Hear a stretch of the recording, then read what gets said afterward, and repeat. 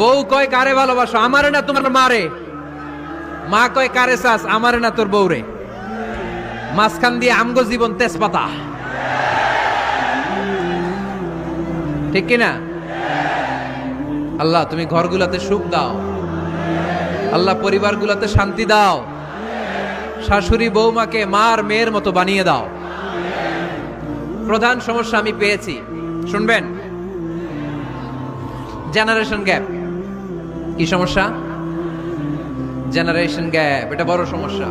শাশুড়ি অনেক আগের আমলের, বৌমা হচ্ছে এই আমলের। জেনারেশনে গ্যাপ আছে না নাই? শাশুড়ির চিন্তা একরকম, বৌমার চিন্তা আরেক রকম, তাই না? বাঁচার উপায় একটা, মিউচুয়াল আন্ডারস্ট্যান্ডিং। কেউ কারো উপর খবরদারিত্ব করতে চাইবেন না। শাশুড়ি চায় আমার কথা মতো চলবে বাড়ি, বৌমা কয় আমি আইছি আমার উপরে কথা নাই। দ্বন্দ্ব